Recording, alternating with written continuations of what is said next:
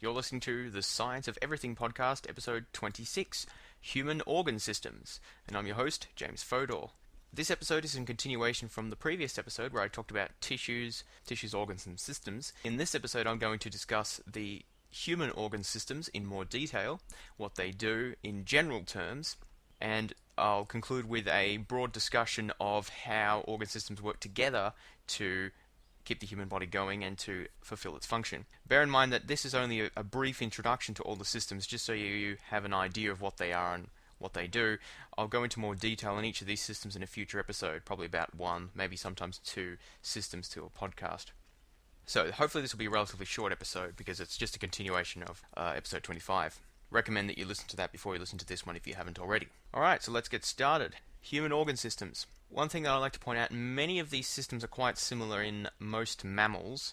Indeed, many animals in general have similar systems, but my comments are going to be specifically directed to human organ systems. Okay, so the human organ systems, there are approximately a dozen of them, depends exactly how to categorize them. They can be lumped together in different ways, but the way I prefer is to lump them into the very broad categories of the systems that provide for the structure and protection of the human body, those that provide for metabolism, those that facilitate communication, and then sort of on its own is the reproductive system. So I'm going to talk about each of those in turn in those groupings, rather than, say, alphabetical order or some other order that sometimes is presented which isn't very helpful. So we'll start with the systems that provide for structure and protection of the human body. The first one I'm going to talk about is the skeletal system. Now this consists of all of the bones in the human body, both the fused bones like the bones in the skull and other bones connected together. Bones are generally connected and supported by ligaments, tendons, also muscles and cartilage. I talked about some of those things in the previous episode. The purpose of the skeletal system is basically to serve as a scaffold to support the organs and also muscles in various parts of the body. It also protects important organs, such as, for example, the ribcage protecting the heart and the lungs, and of course the skull protecting the brain.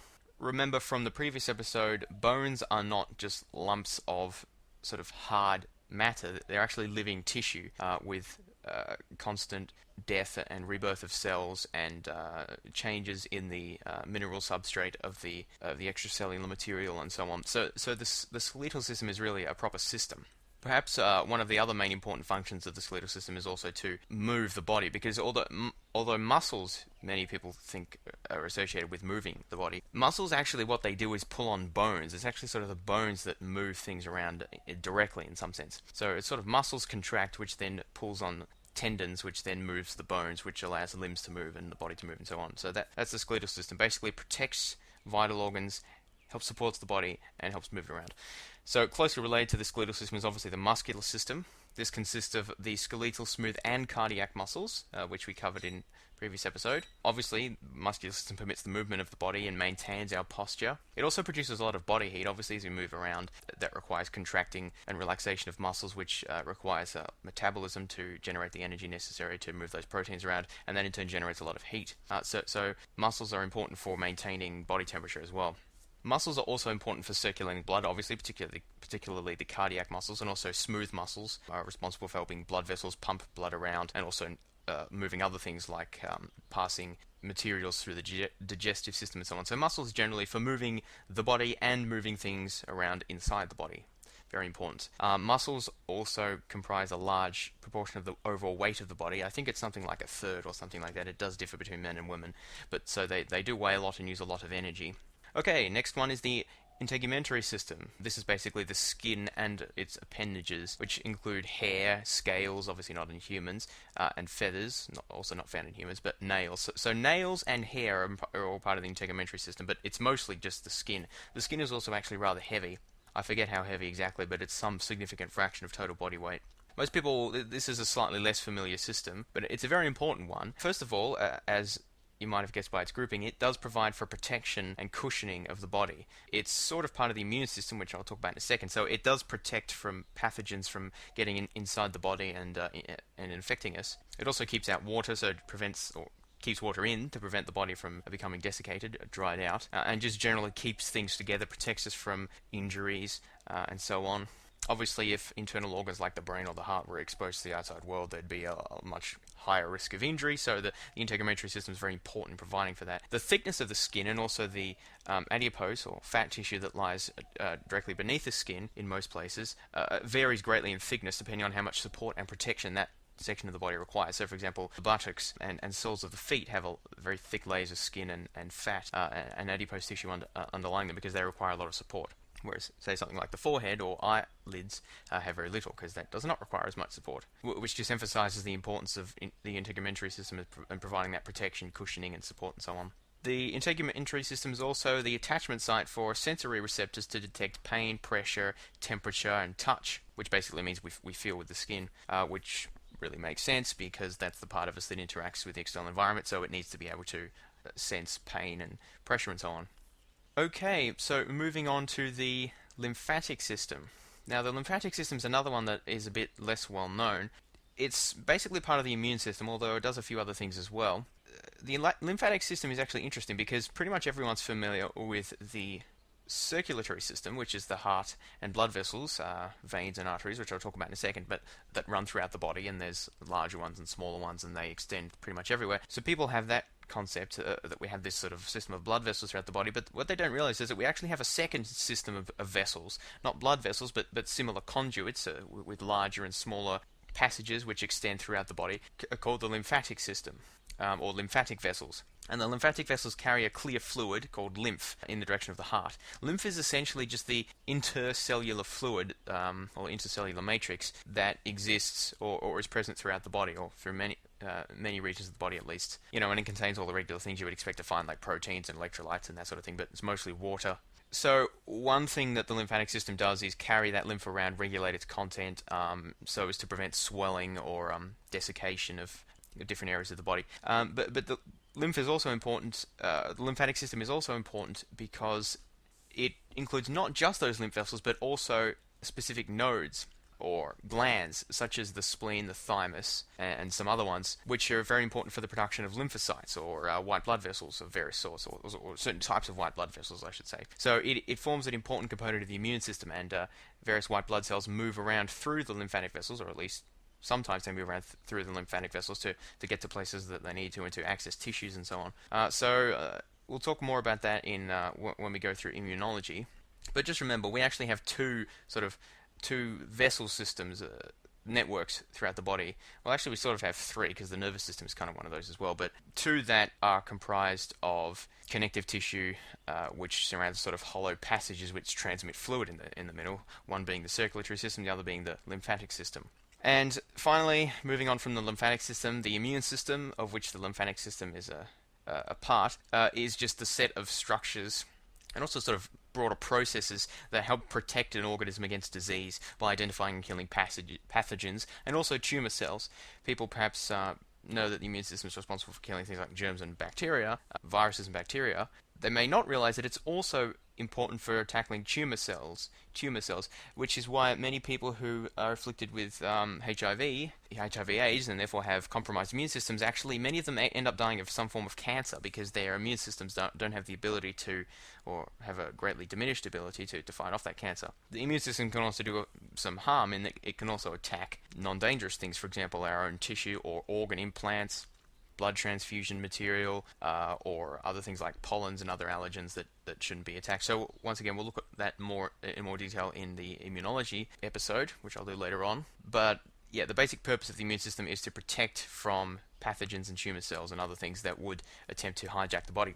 So all of those systems that I've just gone through, skeletal, muscular, integumentary, lymphatic, and immune, are all broadly responsible for maintaining the structural integrity of the body, helping it to move around and moving things around inside it, and also protecting the body against outside injury or influences. Now, that's only a very broad categorization. There's other ways you could do it, and there are other more minor functions of these systems as well, but broadly that's what all those do. They work together quite closely in that respect. The next four systems that I want to go through are all broadly responsible for metabolism, that is essentially generating energy for the body to use in carrying out its functions. So the first of those I want to talk about is the respiratory system. This consists of the lungs and associated airways and muscles, for example the diaphragm, which is basically responsible for breathing, opening and closing expanding and contracting the lungs to so that you breathe in and out. Basically, the purpose of the respiratory system is to bring in gases from the exterior of the body,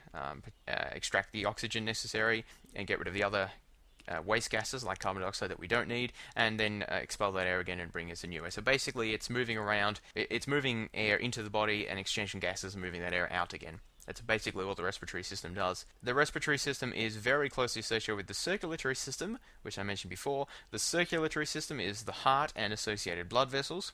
The circulatory system carries nutrients, gases, hormones, and other things, including white blood cells, throughout the body, basically to and from all cells in the body, to help maintain homeostasis, which I'll talk about in a second. Homeostasis basically means like stable conditions necessary for life. Basically, the circulatory system is the sort of the basic infrastructure of the body, kind of like roads and if you combine electricity, roads, waste disposal, and the water system as sort of a physical economic infrastructure analogies to what the circulatory system does, you might get a better perception. It not only carries nutrients to the cells, but also energy, it also oxygen, and it transports wastes away. The circulatory system is also responsible for stabilizing body temperature and pH and various other things, and also transporting around white blood cells, which are part of the immune system and responsible for fighting infections. So it's very important, the circulatory system, which is why if you get things like a blocked blood vessel, or an aneurysm, or heart conditions, heart disease of various sorts, they can be very immediately life-threatening. Okay, so that's the circulatory system. Moving on now to the digestive system. Now, I've said that the circulatory system transports nutrients to cells so that they can carry out their metabolic processes, but I haven't said where it gets those from. Well, it gets some of those nutrients from the respiratory system. Well, if we interpret nutrients in a broad sense as including oxygen, which is something, it's not exactly a nutrient, but it's something that the cells need for metabolism. But most of the rest of the stuff that the circulatory system transports around comes from the digestive system, which is the purpose of which is for the breakdown and absorption of food material to provide nutrients. Nutrients includes not only basic energy like sugar and lipids, but also other vitamins and minerals and things that the body needs to carry out metabolism, to build proteins and so on. And once again, we'll look at those in more detail in a later episode. The digestive system's it's not one of the largest in terms of mass, but it is one of the largest in terms of the number of organs, a number of internal organs, and also the amount of space that it takes up sort of inside the body. So the digestive system includes the mouth and the teeth, the esophagus, the stomach, the small intestine, the large intestine, rectum, and anus. So basically it forms a big long passage right from the mouth through the anus that goes throughout the entire body, and along which the digestive process and extraction of nutrients and energy takes place. And then these nutrients go into the circulatory system and are carried to the cells that...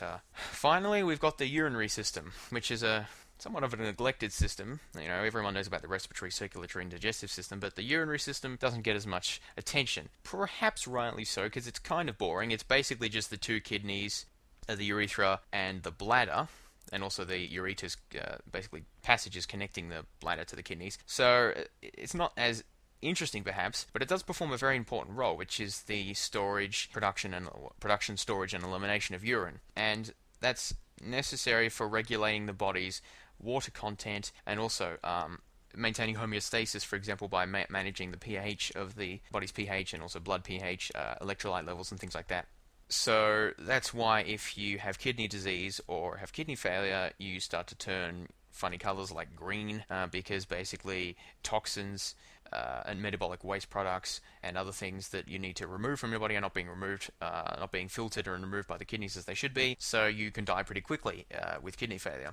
So it is a very important system if it's perhaps a little bit less interesting than some of the other ones. Okay, so all of that's metabolism. All of that is connected to bringing in the necessary nutrients to the cells, which use it to metabolize, produce energy and other things that they need, and then moving away the waste products. The final group that I want to look at, final main group that I want to look at is specialized for communication, the endocrine system and the nervous system. Now, these two systems work quite closely together, especially in the brain, because a lot of the more important endocrine glands are in the brain, for example, the pineal gland and the pituitary gland. But basically the endocrine system is a system of glands, which are tissues that excrete hormones into the body, which go into the bloodstream. That is, the glands excrete the hormones, and the hormones go into the bloodstream. And these hormones are basically chemical messengers that regulate the body in various ways. They help maintain homeostasis, tell the kidneys how much water to extract or to put out, tell the circulatory system, about how much to dilate the blood vessels, or tell the heart in the respiratory system, tell the lungs in the respiratory system how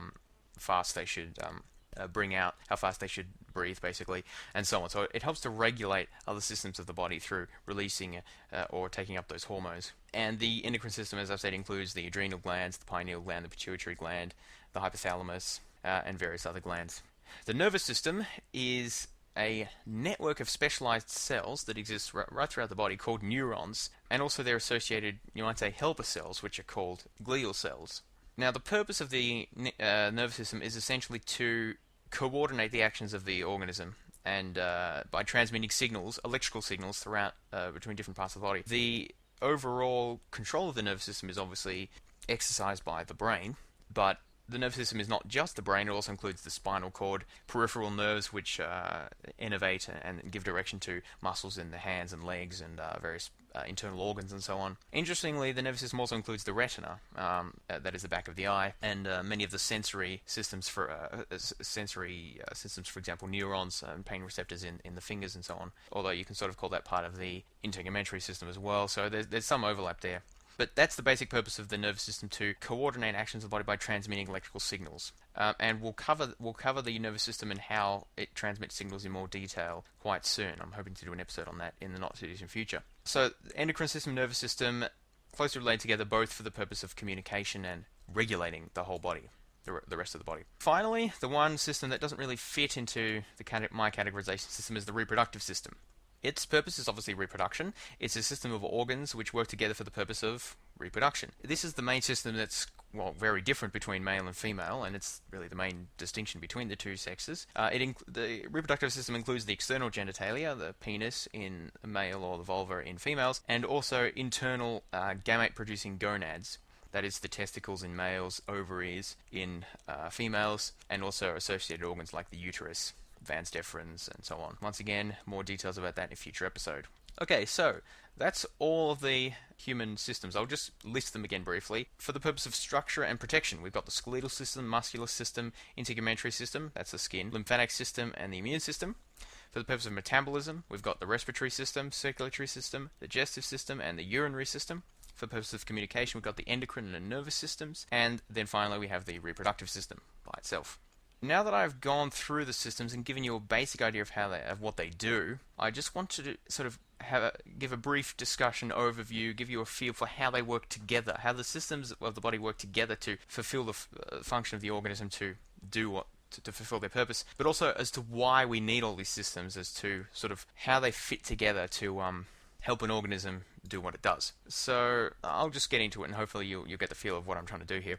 Basically, the purpose of an organism, with a few exceptions, but essentially the purpose of a single organism is to survive and reproduce as successfully as possible. And all the organ systems within the body are in some way tailored to help achieving this goal. An organ system generally fulfills one broad function in achieving that goal of survival and reproduction, and an organ fulfills a more specific goal, and then tissue and cell and so on down. Now, I say that that's essentially correct because in for example, eusocial species like some insects, ants, and bees and so on, it's maybe a little bit misleading to say the purpose of a single organism is to survive and reproduce, because often a single organism, a single ant by itself, doesn't actually reproduce. It only reproduces by helping the queen reproduce, for example, or by fulfilling a specific function within the hive. And there are other examples of sort of what we would think of as strange sort of relationships within animal or non-animal species. But by and large, the purpose of a single organism, even if it might cooperate with others and so on, is to survive and reproduce and produce as many of its own offspring as possible of the highest quality, and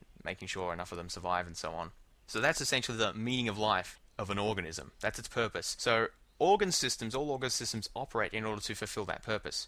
Now, obviously, the reason for that is simply evolution, that any organism or any organ system that developed that had any purpose other than reproducing and surviving and reproducing, it's possible, but if such a thing existed, or if such a thing evolved, it wouldn't be around anymore. It wouldn't last very long, because organisms which evolved to survive and reproduce better would become more prevalent as time went on, obviously because they're reproducing and surviving better, and therefore before long any organism which doesn't evolve for surviving and reproducing isn't around anymore, or its descendants aren't around anymore. So that's why organisms have evolved this way, also how they've evolved that way. Okay, so now I want to go through the systems and sort of give you a feel for what role they play in surviving and reproducing, of helping the organism survive and reproduce, and how they, and particularly how they work together to do that. So obviously, if you're going to reproduce, you need a reproductive system, the role of which is to produce, incubate, and then deliver the gametes at the correct time and location so that you can produce an offspring. Now, that's fairly obvious. But once you've got a reproductive system,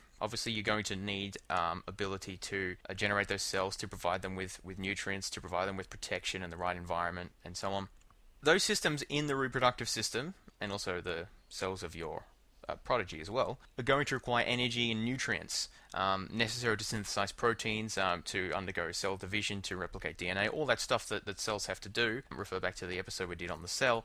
It requires energy and nutrients, amino acids, that sort of thing, in order to do that. So you've got to get those from somewhere.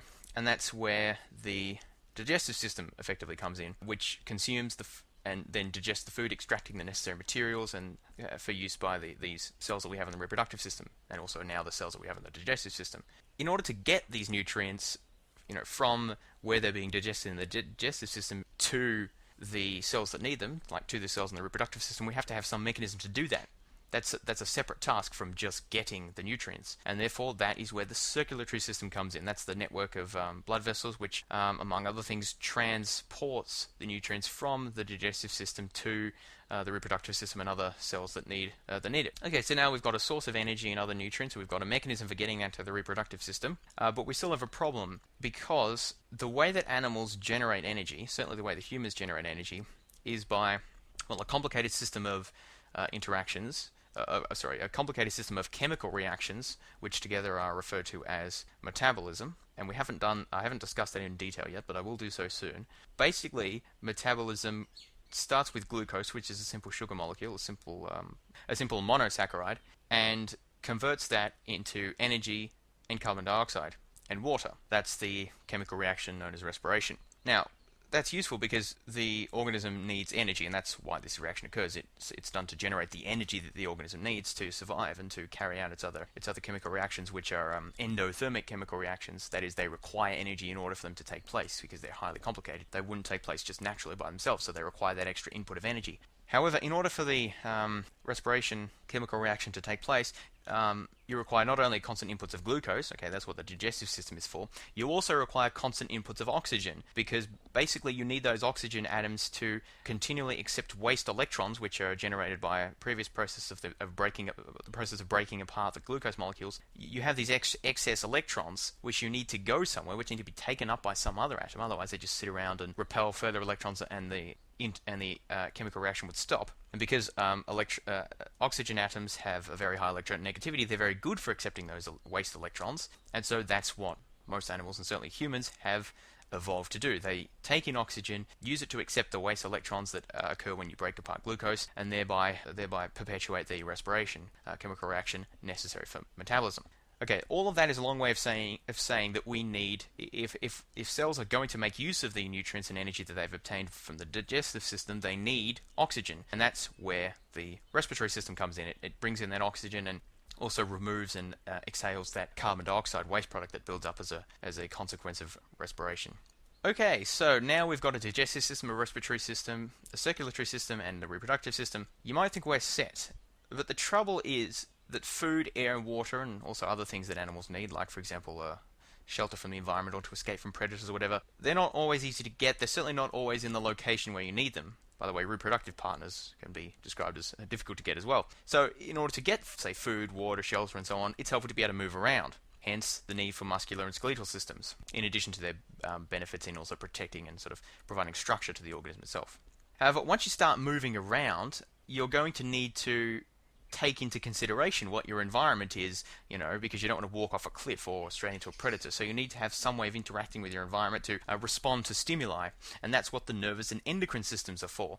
The nervous system sort of specializes in fast, specific control of particular things, like moving the legs here, running over here, getting frightened and running off or hiding, whatever. The endocrine system is specialized for sort of slower and more widespread, sort of body-wide, but also longer-lasting control, like feeling hungry or feeling tired, so it's time to sleep and so on. So the nervous system and endocrine system work together in responding to the environment and helping to direct, among other things, the muscular and skeletal system into what they should do, but they specialize in different things. The nervous system is sort of the specific short-term outcomes, actions, the endocrine system more long-term, widespread, body-wide actions or commands.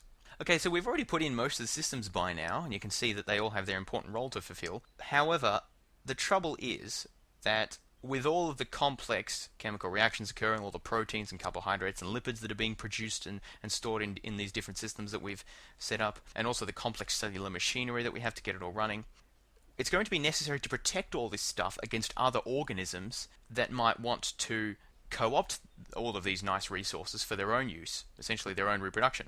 And that can occur in different ways. It can occur through predation, just someone might want to eat you and take up those nutrients, or they might want to infect you and, say, inject themselves into your cells and hijack the cells into producing copies of themselves. That's what viruses do. Or they might just want to leech off you and withdraw your nutrients, or benefit from you in other ways, like a parasite does, a leech, for example. So there's different ways organisms might want to do that. Basically, take advantage of your nutrients, your proteins, your lipids, your cellular machinery, and so on. And that's what the lymphatic and especially the immune system are for, to protect against that, to stop others from taking advantage of all your specialized machinery and other things that you've acquired to facilitate your own reproduction. Okay, so given that we've put all this in place, all this machinery in place, and now protected it from external problems, there's still one issue that even if this body that we've got is protected from external threats, we haven't provided any mechanism or any sufficient mechanism for protecting against internal problems. Because essentially this body, this organism that we're sort of imagining that we're building, is a giant collection of chemical reactions, metabolism being one of them, but there's protein synthesis and breaking down proteins and lipids and all sorts of, basically everything that occurs in the human body is some sort of chemical reaction. Most things anyway.